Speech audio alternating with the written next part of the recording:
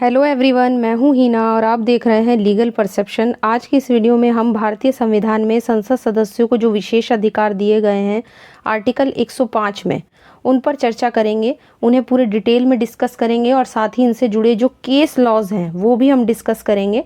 तो इसलिए वीडियो के एंड तक बने रहिएगा। और अगर मैं आपको पहले ये बताना चाहूँगी लेकिन कि अगर आप इस वीडियो लेक्चर की PDF लेना चाहते हैं तो आप फ्री में टेलीग्राम से ले सकते हैं, जिसका लिंक आपको डिस्क्रिप्शन में मिल जाएगा। तो चलिए स्टार्ट करते हैं। देखिए, संसद सदस्यों के विशेष अधिकार, इसके बारे में संविधान के अनुच्छेद 105 में कहा गया है कि संसद के सदस्यों को कुछ विशेष अधिकार दिए जाएंगे।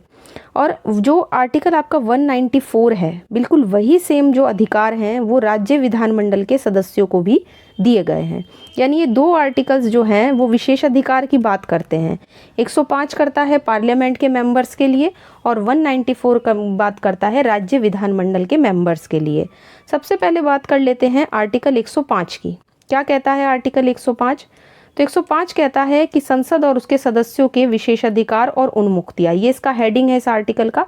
और इसका जो फर्स्ट जो पॉइंट है वो ये कहता है कि भारतीय संविधान के उपबंधों और संसद की प्रक्रिया का विनियमन करने वाले नियमों तथा स्थायी आदेशों के अधीन संसद में वाक स्वतंत्रता होगी। यानी कि फर्स्ट पॉइंट जो है वो संसद के सदस्यों को पार्लियामेंट में बोलने की स्वतंत्रता देता है, वो बोल सकते हैं संसद में, ये जो है वो उनको फ्रीडम दिया गया है।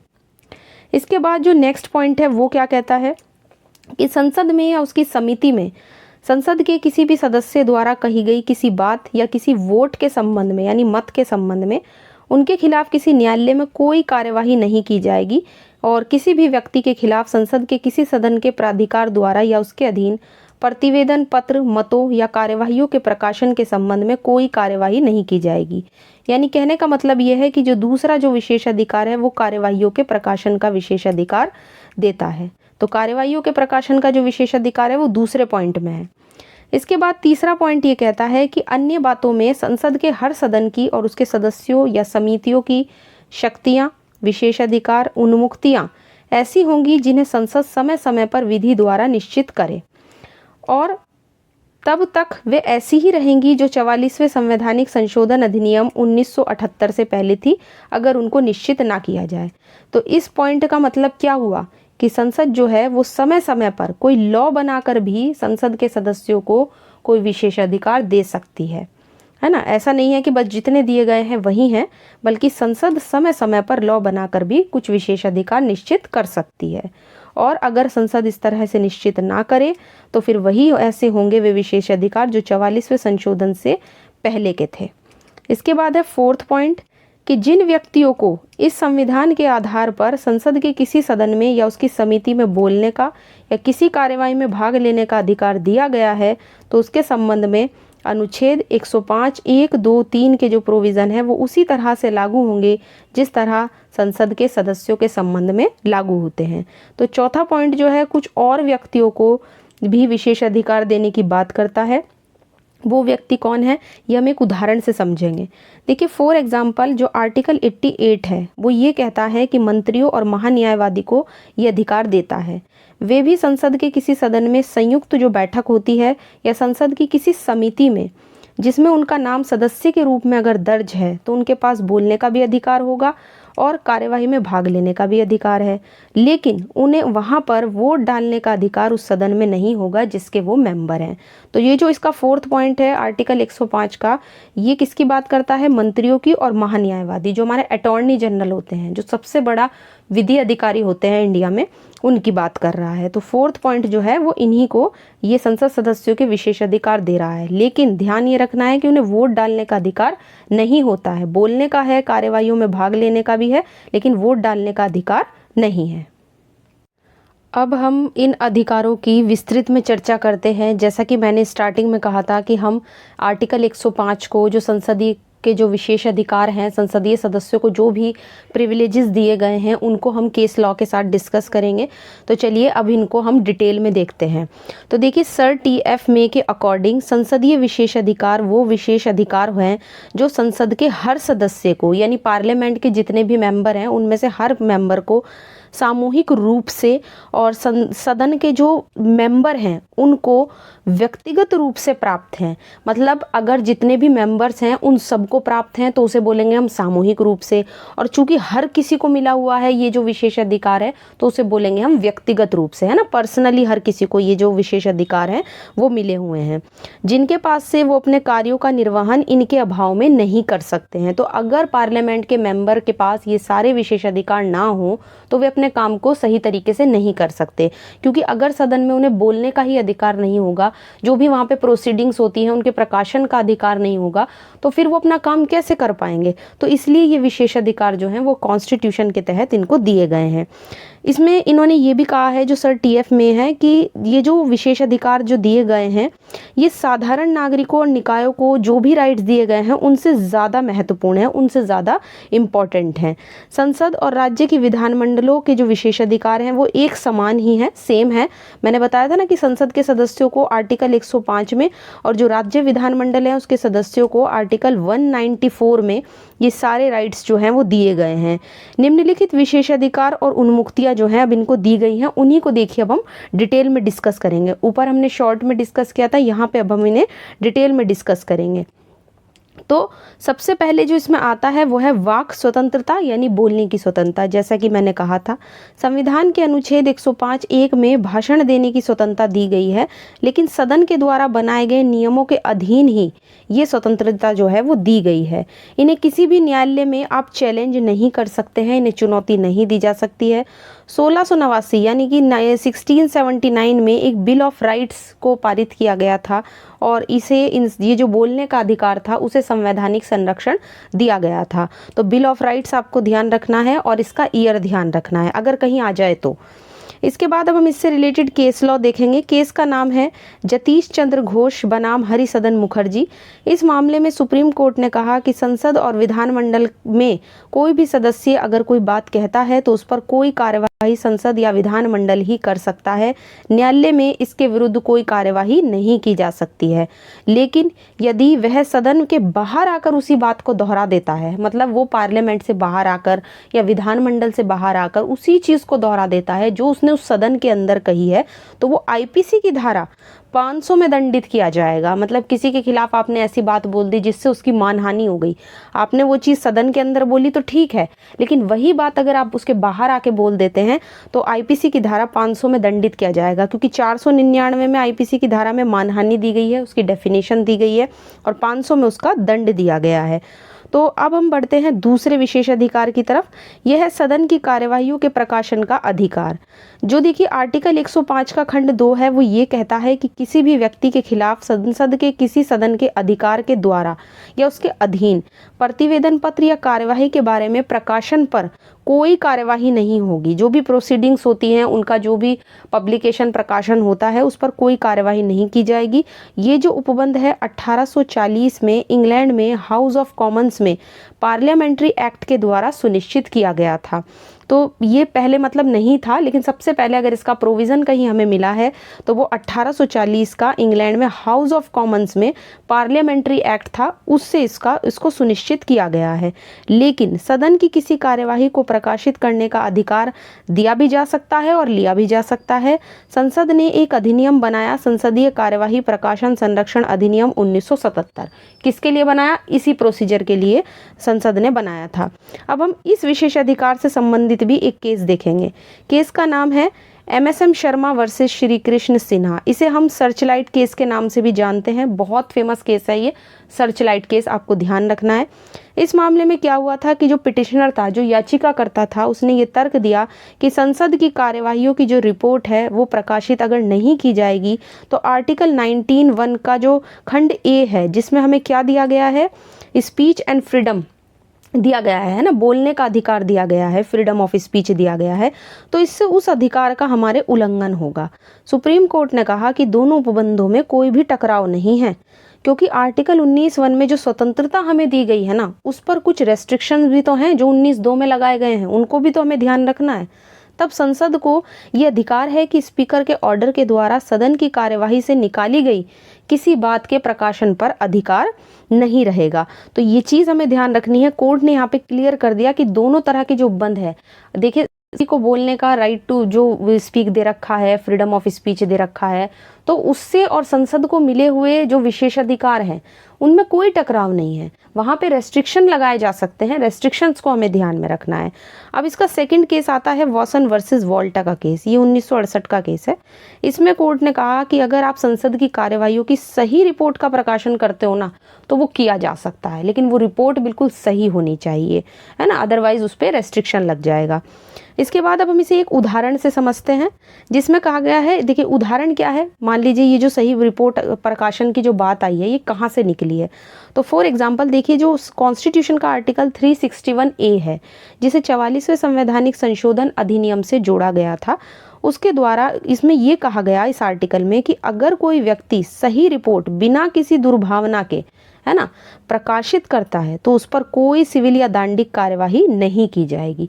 तो ये चीज़ हमें ध्यान रखनी है। आर्टिकल 361A हमें परमिशन देता है कि हम संसद की कार्यवाही की रिपोर्ट का प्रकाशन कर सकते हैं, बशर्ते कि वो जो प्रकाशन है उसमें रिपोर्ट बिल्कुल सही हो और बिना किसी दुर्भावना के हो, तब हम उस चीज़ का प्रकाशन जो है वो कर सकते हैं। और ये कौन सा आर्टिकल बताता है? 361A। और ऐड किससे किया गया था? 44वें संवैधानिक संशोधन अधिनियम से। तो ये चीज़ हमें ध्यान रखनी है, मोस्ट इंपॉर्टेंट है। इसके बाद तीसरा राइट जो हमने पढ़ा था वो थे अन्य विशेषाधिकार। अन्य मतलब जिन्हें संसद विधि बनाकर सदन के सदस्यों को या समिति के लिए शक्तियां, विशेषाधिकार समय समय पर देती है, उन्हें कहा गया अन्य विशेषाधिकार। क्या हुआ था कि मूल संविधान में ये उपबंध था कि अन्य विशेषाधिकार ऐसे होंगे जो ब्रिटिश संसद के सदस्य को प्राप्त हैं। मतलब जब तक हमारा जो देश था, हमारी जो कंट्री थी, जब तक वो आज़ाद नहीं हुई थी, इंडिपेंडेंट नहीं हुई थी, तो उस समय तक, उससे पहले जो ब्रिटिश संसद के सदस्यों को प्राप्त थे, उन्हीं विशेषाधिकारों को अन्य विशेषाधिकारों में माना गया था। 44वें संवैधानिक संशोधन के लागू होने से पहले कौन कौन से अधिकार थे वो हमें ध्यान रखने हैं। तो अन्य में हमारे ये वाले सारे आ जाएंगे। सबसे पहले जो विशेषाधिकार है वो है गिरफ्तारी से स्वतंत्रता। देखिए, संसद के किसी भी सदस्य को सदन के सत्र काल में, यानी जब उसका सेशन चल रहा हो और सत्र शुरू होने के 40 दिन पहले, यानी सेशन जब शुरू होता है उसके 40 दिन पहले और सेशन ख़त्म होने के 40 दिन के बाद गिरफ्तार या कारावासित नहीं किया जा सकता। अगर ऐसा किया जाता है तो उसे मुक्त कर दिया जाएगा। ये प्रावधान इसलिए है, संसद के हर सदस्य जो हैं वो संसद की कार्यवाही में भाग ले सकें। तो ये प्रोविज़न इसलिए बनाया गया है ताकि पार्लियामेंट के जितने भी मेंबर्स हैं वो अपना काम सही तरीके से और सब के सब उसमें पार्टिसिपेट कर सकें। तो हमें ध्यान रखना है कि सेशन शुरू होने से 40 दिन पहले और सेशन के ख़त्म होने के 40 दिन बाद ना तो उन्हें गिरफ्तार किया जा सकता है, ना उनको कारावासित यानी जेल में रखा जा सकता है। लेकिन ये जो प्रावधान था ये केवल सिविल मामलों में है। सिविल मामलों में गिरफ्तारी क्योंकि मामले में लगेगा ये। अगर क्रिमिनल केस का मामला है, कोई क्रिमिनल मामला है, तो न्यायालय की अवमानना का है या निवारक निरोध में, यानी किसी को प्रिवेंटिव डिटेंशन के तहत अगर गिरफ्तार किया गया है या कोर्ट की अवमानना का मामला है, क्रिमिनल केस है, तो वहाँ पर ये प्रोविज़न लागू नहीं होगा। ये चीज़ ध्यान रखनी है, सिर्फ सिविल केसेस में लागू होता है ये। इसके बाद सेकंड जो विशेषाधिकार है वो है आपका गुप्त सत्र चलाने का अधिकार। ऐसे सत्र देखिए तब चलाए जाते हैं जब कोई अन्य महत्वपूर्ण विषय पर हमें चर्चा करनी हो। भारत में तो अभी तक ऐसी कोई स्थिति उत्पन्न हुई नहीं है। इंग्लैंड में जब सेकंड वर्ल्ड वॉर हुई थी, द्वितीय विश्व युद्ध के दौरान ही गुप्त सत्र चलाया गया था। इसके अलावा जो दूसरे विशेषाधिकार है वो है कार्यवाहियों के प्रकाशन पर रोक लगाने का अधिकार, कार्यवाहियों का विनियमन, ये भी हमारे अन्य विशेषाधिकार में आते हैं, और सदन की अवमानना के लिए दंड देने की शक्ति। तो ये हमारे अन्य विशेषाधिकार में आ जाते हैं। अब हम संसदीय विशेषाधिकार और न्यायालय के संबंध में जो भी मतलब एक बार बहुत बड़ा वाद विवाद हुआ था, तो हम उसके रिलेटेड एक केस देख लेते हैं। ये केस इसलिए इम्पॉर्टेंट है क्योंकि ये संसदीय विशेषाधिकार से ही संबंधित केस है। केस को बहुत, इसके फैक्ट भी हैं यहाँ पर, बहुत ध्यान से सुनिएगा। देखिए, केस का नाम था केशव सिंह का मामला। 1965 का केस था ये। इस मामले में केशव सिंह कौन था? एक पार्लियामेंट का सदस्य नहीं था। उसने लखनऊ विधानसभा के एक विधायक के खिलाफ एक लेख प्रकाशित किया, यानी कि केशव सिंह जो पार्लियामेंट का मेंबर नहीं था, लखनऊ विधानसभा के एक विधायक के खिलाफ उसने एक लेख प्रकाशित किया। स्पीकर ने जब उसे सदन में जवाब देने के लिए बुलाया तो उसने स्पीकर के खिलाफ ही छाप दिया और उसे उत्तर प्रदेश विधानसभा के द्वारा अपनी अवमानना के लिए अपराधी घोषित किया गया। ठीक, किसने उसे दंडित किया? उत्तर प्रदेश विधानसभा ने, क्योंकि मामला किससे जुड़ा हुआ था, लखनऊ विधानसभा के एक विधायक के से संबंधित था। अब जब उसे उत्तर प्रदेश विधानसभा ने उसे अपराधी घोषित किया तो 1 सप्ताह के लिए उसे जेल भेज दिया गया। उसके बाद उसके अधिवक्ता ने लखनऊ हाई कोर्ट में बंदी प्रत्यक्षीकरण की याचिका पेश की। ये हैबियस कॉर्पस है ना। हैबियस कॉर्पस क्या है ये मैं अलग से एक डिटेल में वीडियो में डिस्कस कर चुकी हूँ विद केस लॉ। अगर आपने वो वीडियो नहीं देखा है तो आप वहाँ पर जाकर उस वीडियो को देखकर ये सब चीज़ें क्लियर कर सकते हैं। तो बंदी प्रत्यक्षीकरण याचिका पेश की गई। 2 न्यायमूर्तियों ने याचिका की सुनवाई की और केशव सिंह को जमानत पर रिहा कर दिया। सदन में एक प्रस्ताव पारित किया गया और दोनों न्यायाधीशों के खिलाफ सदन में पेश होने के लिए वारंट जारी कर दिया गया, जिन्होंने मतलब उसे छोड़ा था जमानत पर। तब दोनों न्यायाधीशों ने इलाहाबाद हाई कोर्ट में एक याचिका दायर की और 28 न्यायाधीशों की पूर्ण पीठ ने उस प्रस्ताव की कार्यवाही पर रोक लगा दी। सदन ने क्या किया, वो उस वारंट को वापस ले लिया, लेकिन एक प्रस्ताव पास करके न्यायाधीशों को आदेश दिया कि वो कारण बताएं कि उन्हें दंडित क्यों नहीं करना चाहिए। हाईकोर्ट ने प्रस्ताव के कार्यान्वयन पर रोक लगा दी। तब राष्ट्रपति ने सुप्रीम कोर्ट से इन 2 क्वेश्चंस पर राय मांगी। अब देखिए क्या राय मांगी प्रेसिडेंट ने सुप्रीम कोर्ट से कि क्या अपने विशेष अधिकारों के मामले में सदन का निर्णय सबसे अंतिम होता है? क्या वो एक बाहरी व्यक्ति को भी सदन क्या दंडित कर सकता है? क्योंकि केशव सिंह विधानसभा का मेंबर तो था नहीं, न पार्लियामेंट का मेंबर था, तो फिर क्या वो तो एक बाहरी व्यक्ति था, है ना। और अवमानना उसने किसने की, लखनऊ विधानसभा के एक मेंबर की। तो बात ये थी कि क्या एक बाहरी व्यक्ति को जो पार्लियामेंट का या विधानमंडल का मेंबर नहीं है, क्या उसको भी दंडित किया जा सकता है? क्या सदन उसको दंडित कर सकता है? दूसरा क्वेश्चन ये था कि क्या न्यायालय सदन के आदेश के खिलाफ याचिका की सुनवाई अगर करता है तो क्या उसने सदन की अवमानना की है? दूसरा क्वेश्चन ये था। अब सुप्रीम कोर्ट ने इस पर क्या जवाब दिया ये हमें देखना है। सुप्रीम कोर्ट के 7 जजेस की पीठ ने 6-1 के बहुमत से, यानी कि जो 6 जजेस थे वो एक साइड थे और 1 जज ऐसे थे जिनका जजमेंट विसम्मत था, यानी वो बिल्कुल अलग उन्होंने जजमेंट दिया कि केशव सिंह को जमानत पर छोड़ने का आदेश देकर कोर्ट ने कोई अवमानना नहीं की। सुप्रीम कोर्ट ने ये कहा। और आर्टिकल 226 में हाईकोर्ट किसी भी प्राधिकारी के खिलाफ बंदीकरण की जो याचिका है उसको जारी कर सकता है, जिसके अंतर्गत विधायिका भी तो आती है। भारत में संविधान सबसे बड़ा है, सबसे सर्वोच्च है।